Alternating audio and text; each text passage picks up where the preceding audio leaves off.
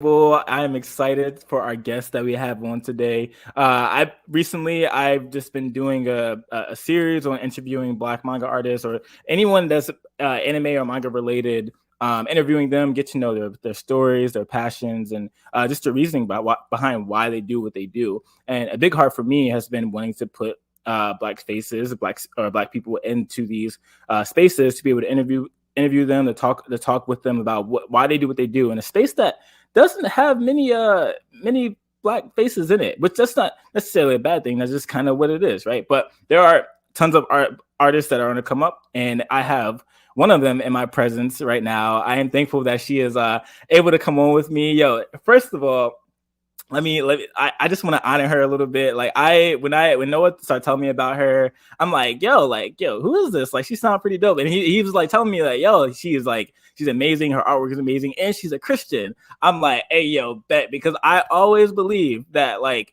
Christianity or just God can be experienced through the anime and the manga that we read and that we watch. So I am excited to have our guest on today. Give it up for Krazed Kai. Let's go. Yeah. Hey guys.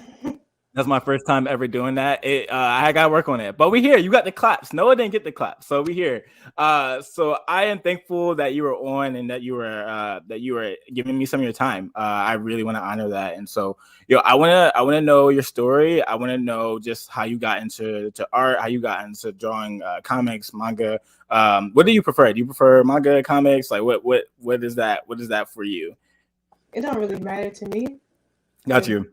It's literally comics at the end of the day. Yeah. Got you. So I just want to know your story. Like, how did you get into it? Where are you from? Like, what inspired you to do what you're doing right now? Definitely. So I'm Krazed Kai, also known as Flip Flop. If you follow that account, you don't know that's me. That's me too. Got the merch on. But so I was born and raised in Philly. Still here. So I started off self-taught and like learning and drawing from being inspired from watching anime, Dragon Ball Z. Inuyasha was my first anime, so that was crazy. Like just waking up and Adult Swim was on and Inuyasha was on. I was like mind blown. I was like, what is this? But yeah, so I started off self-taught, and then I eventually got accepted into an art high school, and then that art high school allowed me to get a pretty good scholarship into an art college, and I had recently graduated last year in May. And so so that's like my base, my base of me. And a lot of my inspirations, man, definitely anime, some movies, a lot of kung fu and things like that. So that's the basics of it. Yeah. What was your experience like being in the in your art school? Was there anyone that kind of really pushed you to really take hold of what you were pressing into? Yeah, definitely. So when I got into art high school, okay, this is gonna sound pretty funny, but like I did not know how to draw black people. So the problem within my art is like I was so heavily inspired by Japanese culture and the things of that nature, and even like aspiring to be anything other than black, which was like a huge problem of like that, the anti-blackness of feeling excluded. So now you exclude yourself from your own people, which was weird because now I'm like, I'm still black at the end of the day. Like I can like these things, I'm still black at the end of the day.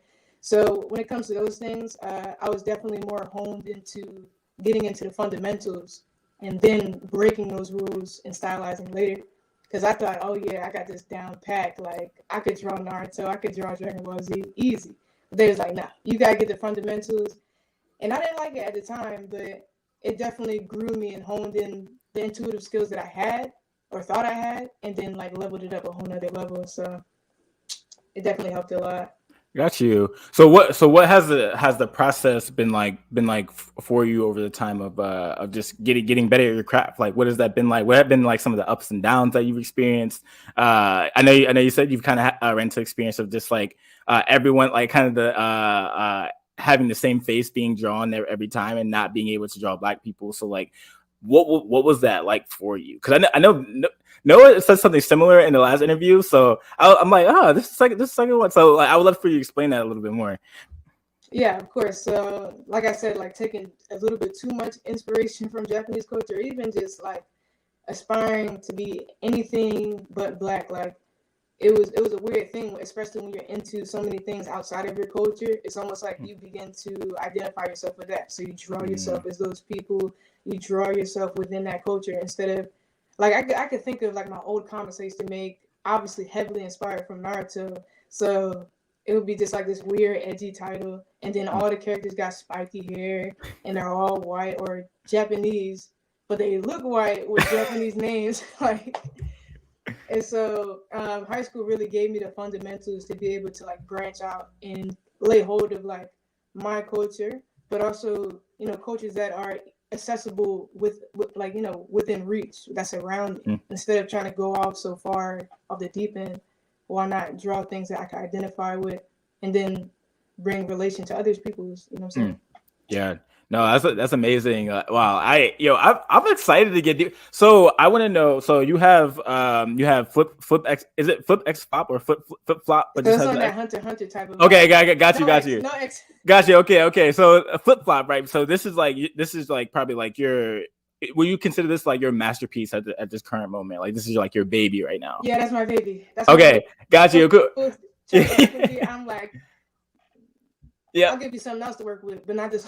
Yeah. So I would love for you to kind of dive into like, you know, your inspiration for that. And I would just love for you to know like kind of what is the why you made it. I know you're Christian, and I would love to get into your Christian background, kind of just your story within that and regarding faith. So if you want to mix all that in, I would love to just hear like all. Okay, so how this began. So it started off 2017. 2016, I had got saved around like, you know, the spring or summer. And after that, I was, you know, starting my relationship with God, my relationship with Jesus, and growing spiritually. And then so I was learning how to fast and learn how to grow spiritually and protect myself in spiritual warfare. Those things are very interesting to me because that's a part of like my testimony and engaging with the spiritual realm. And now I have the word to like armor myself and cover myself, you know what I'm saying? Like I was out in the battlefield with nothing on. So a lot of the fights and things that I put into flip-flop are spiritual in nature. But yeah, so I got flip-flop, I was fasting, and the idea just came to me. And so I was just sketching, I started off with just sketching the character wearing flip-flops. And what was coming to me was that verse where it says, he gives the foolish things of the world to confound the wise, and the strong or the weak things of the world to confound the things which are mighty. And I had to put that in chapter 1 chapter 1. It was chapter 1, yeah. Yeah, because it really spoke to me because I'm thinking about like in parallel to Dorian's situation with his flip-flops, think about like before art really started popping off and things like that. I mean, art has its, you know, different periods of times where everyone is appreciative of it or even, you know, honor it. But there's periods of times where art is seen as something that's like a bad choice. It's not realistic. It's not optimal. But it's like even then, God could use something so foolish as a comic book or so foolish as a paintbrush to lead people to something greater. Or you know what I'm saying. So it's like it really inspired me to continue that. And it's like a parallel to my walk with God. I ain't gonna lie to you. Because sometimes I feel like, especially with having, you know, my dad is Jamaican, so, and my mom, she's older, so they're both kind of like in a survival mindset of like, just work, do something that will get you money guaranteed. And when we're operating off of passion, operating off of creativity, it's not really optimal in their eyesight. And so God was like reassuring me that he could use the foolish things, the simple things, he could use it to make it something mighty. Something that I can't even imagine. So it's like, it's not by my power, but it's by his spirit now. So it's like, I can't even get the glory for it, you know? Okay, all right, we preach it. We preach it. No. We preach in 10 minutes into the interview. I love this. I'm amazed by you talking, especially like, cause I read the first chapter, and when what's his name? Main character Dorian. Yo, he got the flip flops. He was like, "Yo, what's going on here? Is this a joke?" And then like the background, which I'm assuming, I don't. What was that? Was the character that said like, "Hey, like God uses the foolish things." Was that God, or was that like That was just some. That was just somewhat. That was just Yeah, it's somewhat. like a spiritual leader. You'll see Got him you. more as you go. Got you. When he said that, I'm like, that's exactly how I feel if I got some flip flops to fight. Like, it's just like, like, why am I giving these flip flops to like try to, fight off the, the evil demons, enemies, stuff like that. But like that verse, it's like, yo, resemblance of like what God has actually done through Jesus. It's like, yo, who would imagine that like you would have a God send Himself to go die for people? That's like crazy. Like people, like you tell people that and they're just like, that's stupid. Like why is that even considered like a hero story? But it's like that, hey, it's foolish to some people, but God used it to save people. And okay, so no, you're good. I mean, get into it without too many I guess spoilers. I mean, for my ears, you know what, you can spoil it, but this kind of like what kind of what is the main, I guess you kind of explained a little bit of it, but what's the main premise of Flip Flop, and what and why should people read it? Okay. Yeah. So the main premise. So that's not like give the whole summary or like the overarching premise. Like I would say you could give the overarching premise, right? Because I know I feel like, and this is my assumption. I don't know if this is actually true, but I feel like a lot of people within a comic book realm or just manga anime realm, they're not really, they may be spiritual, but they're not really fans of like Christianity or religion. And so with something like Flip Flop, I'm as I'm reading it, I'm just like, yo, like people are in a sense getting the word as they're reading it, and it's like if the word is sharper than the two-edged sword, and it can pierce through bone and marrow in the heart, and it's like, yo, like someone could get convicted from that, and like so I want to like just like kind of like the overarching premise for it. Okay, yeah. Well, in the basics of things is like the organization that Dorian's going to be enlisted into, which is Exousia, which is a Greek word for authority. So they're the authority over pretty much like the earth, of like overseeing everything, protecting humanity. And they're going up against this organization called the Revenant. And so basically the Revenant, like, hold on, let me start from the top. No, you're good. I need to I gotta get my pitch in order, okay? I gotta get my pitch in order. So this is the perfect time. So I'm gonna start from the top, okay?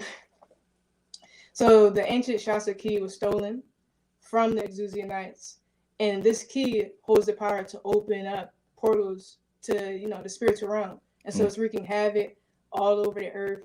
Different portals are opening up, and so the Exousia Knights are on like the quest to close them and ultimately find the key to close everything down for good. And so they begin to give promising people spiritual gifts via the ceremony. And Dorian, that's where he comes in. He gets the spiritual gift Flip Flops, and so he's trying to navigate this and figure out like how he's like working through confidence, but he's also like, I have a new responsibility now of being a part of bringing heaven to earth. So that's like the overarching thing, because the Revenant, they want to bring hell to earth, and the Exousia, they want to bring heaven to earth in its original design. So I'm like taking that Garden of Eden story of like redemption, but also Yo, I love that. I really, really love that. I will for anyone that we're not gonna give any spoilers here. You should go watch that. All the links to everything that you have will be in the description of this. So like, yo, if you're watching this, go check that out. Like, you will not be disappointed. I've just only read a few chapters and I'm just like, yo, I'm invested. Like, if you ever get an animated series, I'm buying. You know what I mean? Like, I'm invested in it. You know what I mean? Well, okay, cool. So for you, right? Like your story, your Flip Flop really comes from an inspiration of your Christian faith and of just your spiritual walk, basically. What is it like to be a Christian in this space? And also, and I don't, what is it like to also be a Black female in this space? Like, I don't know many, like, and this is, I don't want this to come off as some like, as really like, I don't know, weird, but like, I don't see many Black female artists, which that's an inspiration for me. Cause I'm just like, yo, they're here. Right. You know what I mean? So what is that like for you? What are your experiences been? Yep. Okay. So I'll start with the female part because that's what people can see. So when it comes to being a Black female in the art community and even comics and manga, I honestly just recently started experiencing that because before I would never show my face. I'm mysterious. Like when I came to DreamCon last year, there was like, this is all you. You all did this. I thought you was a dude. They thought I was a guy. Oh no! But honestly, is like I don't feel bad about it. I'm honestly like, it makes business so much easier. No weirdos. I mean, there's still like people. You still get finesse if you're not paying attention. Yeah. But as far as like dealing with certain clients, it makes it easier. They're not on the weirdo stuff, like so it makes it easier in that regard. Since then, showing my face more and coming more out of my shell, I feel like the respect is kind of already there or continually growing. So I'm least likely to like really deal with anything weird. There's times, if anything, I'm probably my own worst enemy because I'm like, I don't be feeling like I look like an artist or look like, someone that does art. I used to. I'm trying to get that, that swag back, but for the most part, my art kind of speaks for itself. So I had to put the merch on because I'm like, I feel like if I just put on something else, I would just look like anybody.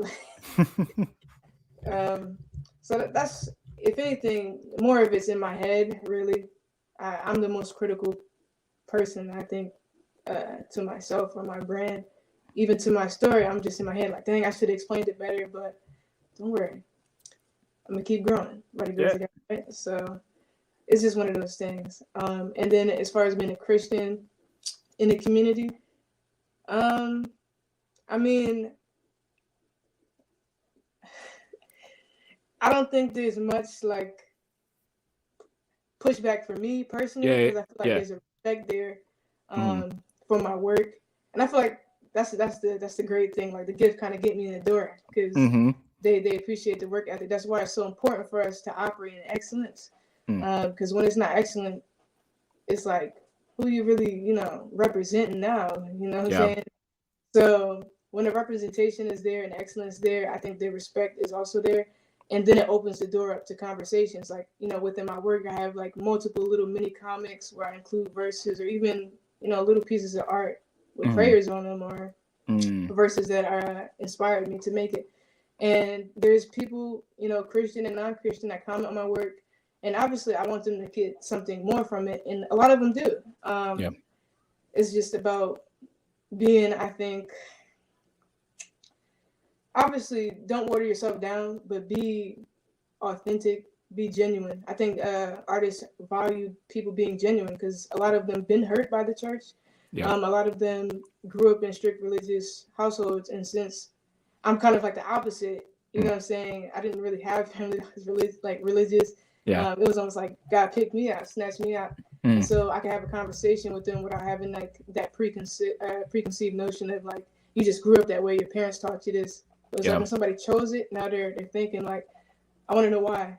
And so it's been easy for me.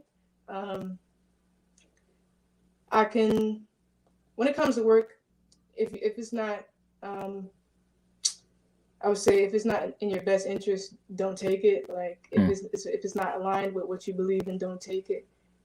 I think a lot of things are easier when you're able to say no, or when you're able to explain what you believe in.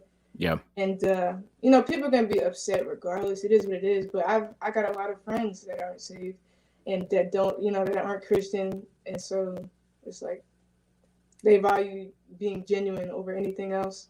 No, I agree. I think when people are when people are genuine, like whether it be in the art space or just whatever you're doing, I think there's a different level of like respect that's given to you and access to people's lives that you don't normally get if you are not genuine. So I'm amazed by like how much like excellence you put into your work, right? And for some reason there's been like this notion that like for now it's getting better that like Christians, like even if it's like terrible work, right? Like even if like if you've seen movies that like are Christian films, some of them they're not really the best, you know what I mean? Like they it's very, very low quality, and that isn't to like undercut like the director or the actors or anything like that, but normally they're not very good and it's not very attractive, right?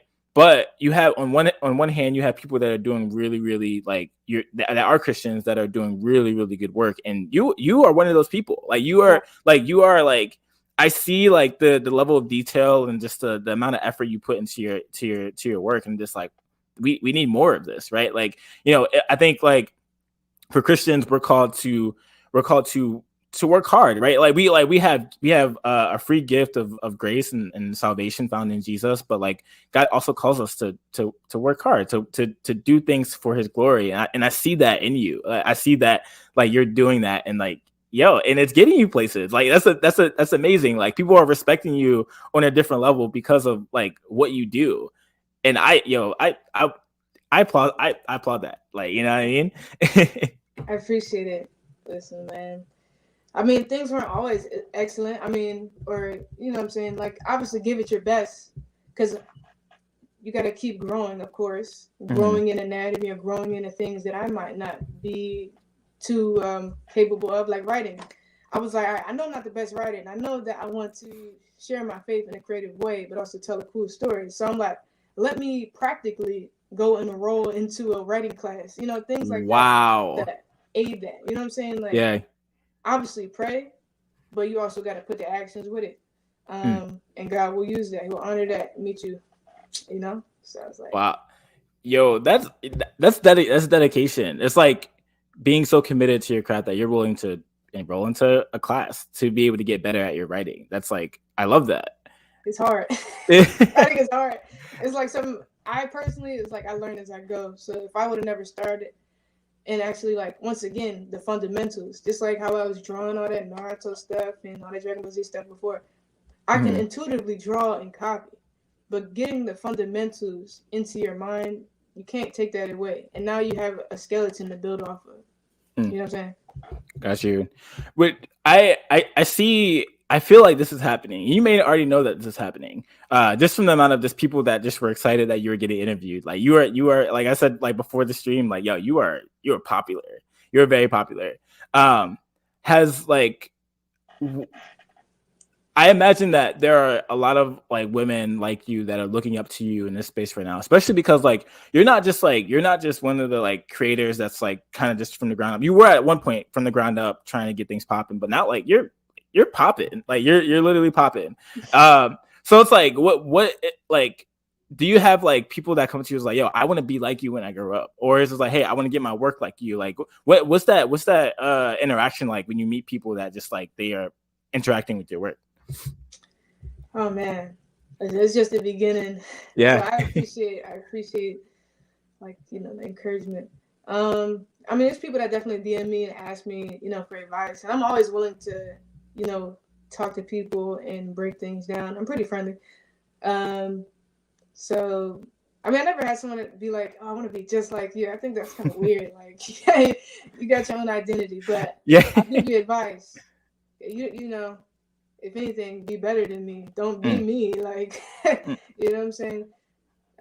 So yeah. Yeah, no, I got you.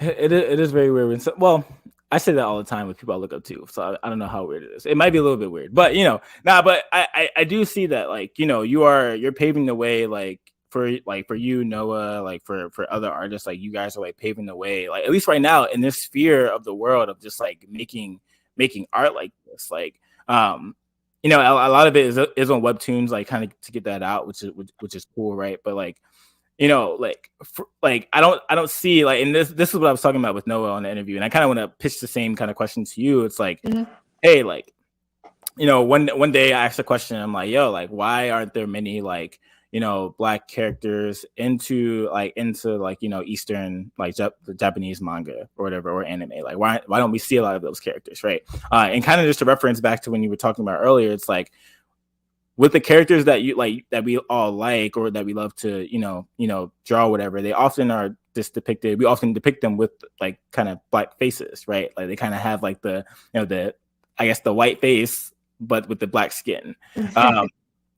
So for you, what are your thoughts about like kind of just, I guess, the lack of Black people in anime as I guess as we know it now. Yeah. I mean, all right. So a lot of it has to do, obviously with their location. They Mhm. have We're very advanced nowadays. Like they have access to the internet, and not just creating us based off of what they see on television, because television is a whole different narrative. Yeah. But we have, access to be able to look up and see different types of people for ourselves, Mhm. the poor, the rich, the reality TV, and in real life. Mm. So, I mean, they have a lot of resources to pull from, but I'm not going to hold it against them because that's their culture. That's who they are. That's what they're around. And they're very, homogeneous? Or, Yeah. Homogeneous. Yeah. yeah, right. So, I mean, it is what it is. Like, that's why so many of us are rising up to be able to create our own things. It is nice. I do get excited when I do see a nicely represented Black person, like Yeah. and Soul Eater, Afro Samurai, Bleach, Mm-hmm. eating it up. Yeah. And I'm like, man, when y'all merge both of those cultures together, something always great happens. I don't know why Mm-hmm. it got to be something weird or, stereotypical. Like, especially like an Afro Samurai, the creator Takashi Okazaki, he Mm-hmm. had a lot of inspiration and homage to like the musical, hip hop, jazz, all that stuff. Yeah. Lots of inspiration, and I feel like when you create based off of inspiration and appreciation, the work comes out so much better. Yeah. Versus when you're just trying to put it in there just to put it in there, or you're getting it from stereotypes. Yeah. And so I definitely think it's like a case by case thing. So Mm-hmm. I'm not even mad at it anymore because like I understand why, but I don't enjoy it. Yeah, yeah. No, I got you. I love that. I love that you said that because that's exactly my same thought process, right? It's like, especially with Afro Samurai, I'm currently creating or just like putting together a video on like the Afro Samurai, like kind of how he relates to sort of the Black, I guess the Black experience or just in everyone's experience regarding trauma. And I love Afro Samurai, and one of the things that I was like saying or just like thinking about is that like you have Takashi Okazaki that made this anime, and he didn't have to like just from the appreciation of just like rap, soul music, writing African American characters on Kleenex boxes. It's like, is it that hard? Like it, like you have access to like they have access, and like I said, I'm not mad at it. It's just like it is what it is. But like they have the access to be able to depict these characters like the way that like would be a lot better than just throwing in a character that just has that's just Black and it's just like, oh, there we go. It's like Yeah. like I understand like in like there's grace for them as well. There's grace for them. Like I mean I get it. Like the culture is just different, right? A lot of people were like I got a lot of flack on like TikTok from it, on YouTube from it, from like people like, yo, like why would you even say this? Like Japan has their own culture. Like what? Why are you inserting your own culture into that? I'm just like, all right, bet. Like I mean, culture. I think culture is beautiful and it should be appreciated and it should be shared with everyone. That doesn't mean it should be closed off to like not be to not represent people accurately. You know what I mean? Like Yeah. and yes, there are different Black people all over the world or whatever. But it's like if the creator of Afro Samurai can do something like what he did and everyone love it, I don't see the problem with why it can't happen again. Yeah. Yeah. So yeah. Yeah, I was about to say something to your Not point. good. I definitely think Takashi Okazaki is definitely like once again a case by case because now I'm thinking of it as in like the people who are already interested in Black culture or they understand Black people to an extent. Obviously, sometimes the ones that are interested they only understand the music, and now that's a whole nother caricature. Yeah. Yeah. But not everybody. I've come to accept that not everybody is as interested. So what they put in is basically stereotypes Mm-hmm. or what they see on TV. And also to that point of representation, I feel like if it's forced, or you feel like you need to just throw it in there. I don't think you should throw it in there because at that point, it's cheap. Yeah. I don't want it. Yeah. You better off just keeping everybody the same. And Yeah. that's all right. I feel like people are allowed to tell their own stories with the people that they want is just, be able to have versatility. Say, your characters go to a different country. Are they going to look like the stereotypes? Are going to look like an accurate representation? Yeah. You know what I'm saying? Yeah. Yeah. No, I agree. I agree. I have a, this one might be another controversial question for you. Just regarding to just being a woman in this space, right, and seeing the way that anime characters or anime female characters are displayed. What are your thoughts on that? Is there any pushback to that, or is it just like is it what it is? Like some people were like, "Hey, it's the culture." I'm like, bruh, you're telling me that every single Japanese woman looks like Nami from One Piece? Like it's just I don't know. So what are your thoughts on that? Could you give any insight to that? Yeah. Yeah, the fan I service. don't want to get you. I don't want to get you in trouble. So like, I don't want to get you. Service. Yeah. I'm not. It's annoying, but once again, I understand. I understand why it's there. You know what I'm saying? Sex sells, and sex is not going to sell as much with a man as it is with a woman. I don't enjoy it personally. I think it's corny. You know what I'm saying? Ain't nothing wrong with drawing a baddie. Yeah. Next chapter, we're about to have a new character. But it's like when they over sexualize to the point where it's like that's all they there for, or you know what I'm saying? Then it's like weird because now it's objectifying your own characters. Like, yeah. So it's one of those things where, once again, I don't enjoy it, but I understand why it's done. And I don't think that nowadays, like, there's so many great stories being told that don't need it. Honestly, I feel like it's one of those things that they throw in to bring more general audience, right? Because the general person, they'll see some cheeks and be like, oh, yeah, I'm tapping in. I'm going to watch this now. Like, you know what I'm saying? But, someone that's really invested into the story, they don't need that. Yeah. Yeah. So if anything, I feel like when it comes to fan service, it's almost treated as comedic relief at this point. Like something you throw in to make the story less serious for a moment or a laugh. Yeah. But I personally am not interested in it. Sex is everywhere now. Once again, it sells. So it's to be expected in a lot of the works that are mainstream. But when something doesn't have it, I'm like, oh, this is good. This is refreshing. So, yeah, that's all I have to say. Got you. Nah, that's cool. That's cool. I love your thoughts about that. Thank you for your thoughts.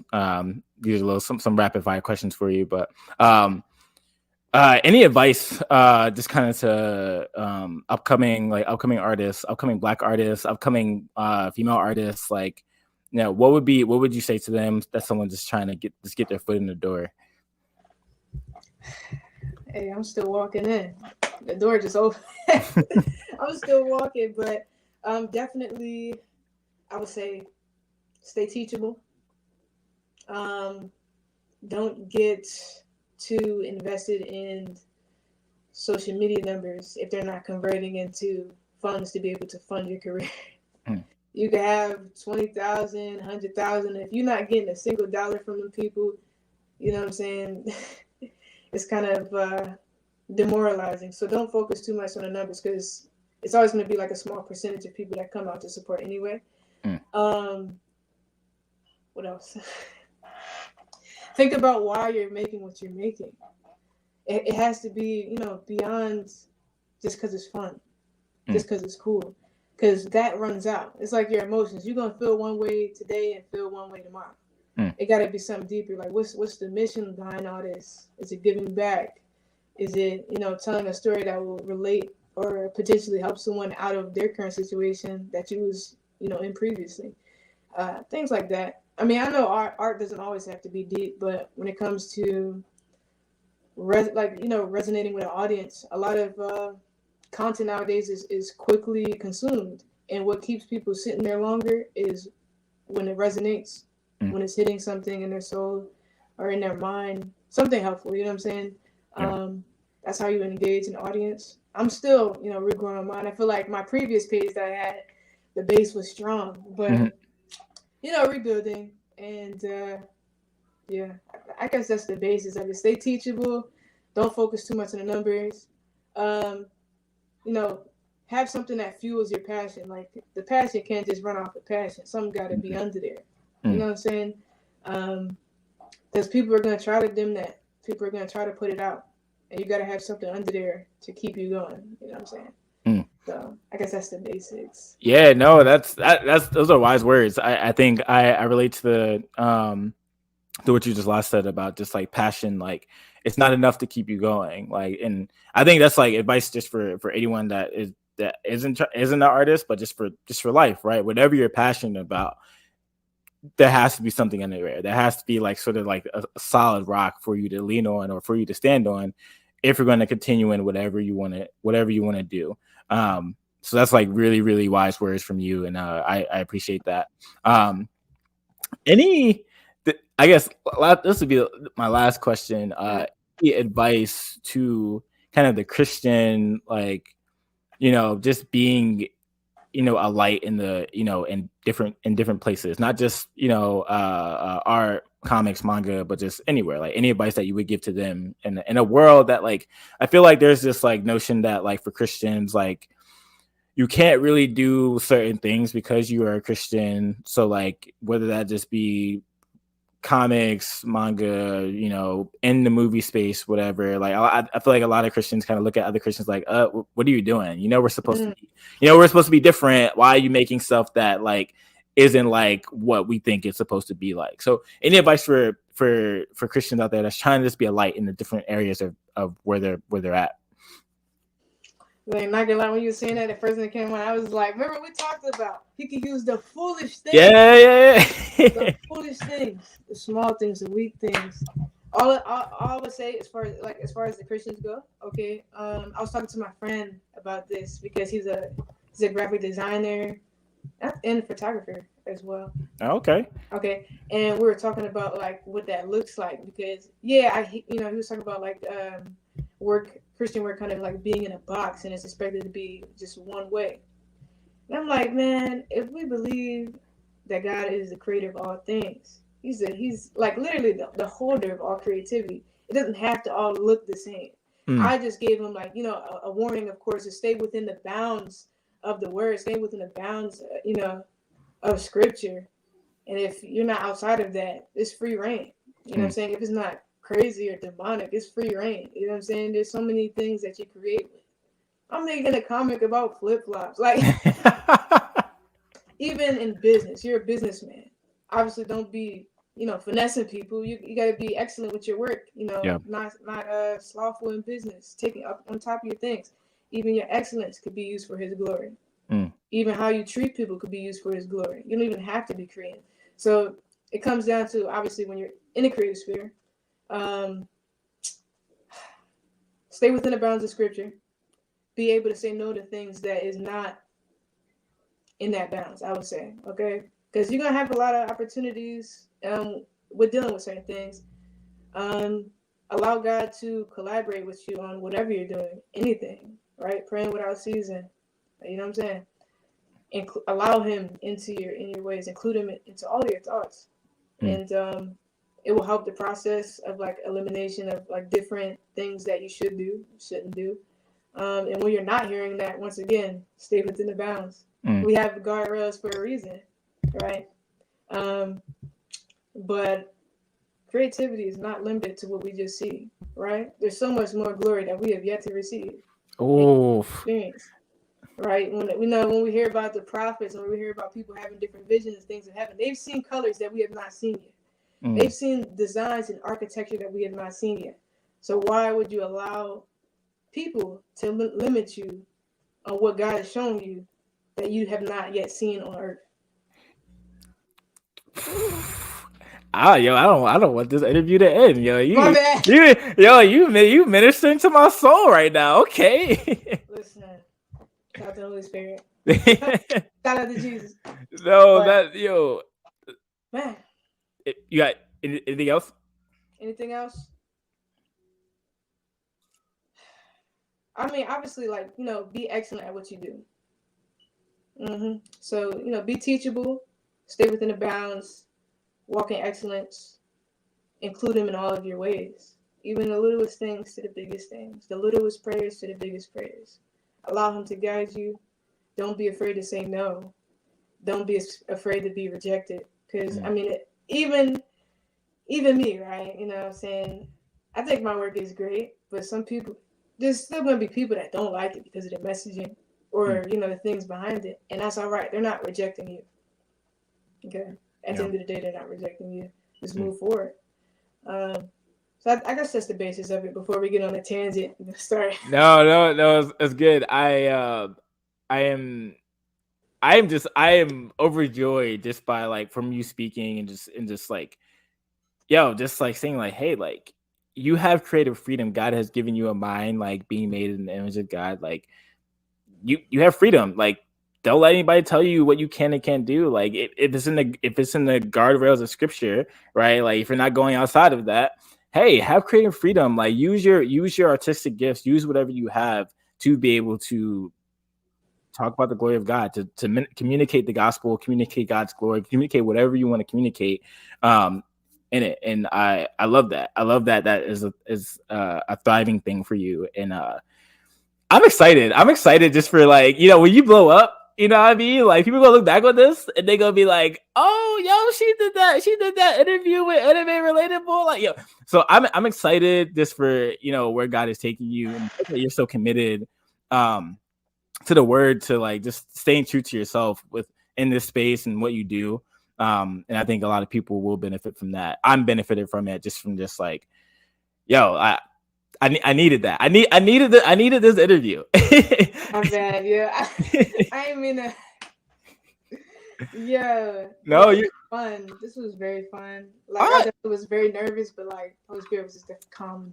Yeah, I'm grateful that it has it's been an enjoyable interview for you. I'm definitely, you know, grateful to God that kind of he just made it that way. And I'm excited to that I got to have you. I want you on continuously. I don't think this will be the last time. You know, because I think what you're doing is important, what Noah's doing is important, what anyone else is doing is important. And I'm grateful for you. So with that being said, where can people find you to find your art, to find any merch, to, you know, yeah. Okay, so we'll start from the top. Okay, so I'm Krazed Kai on everything. So Krazed Kai on Instagram. I just recently made a Twitter, so Krazed Kai there. Flip Flop on Instagram. So that's where I post all the Flip Flop related content and comic updates, merch. The link to the merch is on that account. I do have a Twitch. I'm trying to. It's Krazed Kai too. So it's just Krazed Kai, but it has 2 eyes because I had a previous account, but I forgot the passwords. Yeah. So I'm thinking about streaming. You know, I was a little shy, but you know, once again, you can use the foolish things. Yeah. So I'm gonna have to you'll see a lot more of me this year. All right. But that's the basics of everything. Okay. Got you. Cool. Will you be at any conventions anytime soon? If people wanted to come visit you, people become like, you know, future fans right now, where will they be able to see you? Yep. Okay. So, I mean, I will be attending like this little, it's a smaller con in Philadelphia that's happening April 14 to 16. It's called Otaku Con, or hold on. Nah, it could take your time. Hold on. My bad, y'all. Yeah, you're good. I gotta give y'all the right information before y'all can stand in like a back alley somewhere. Okay.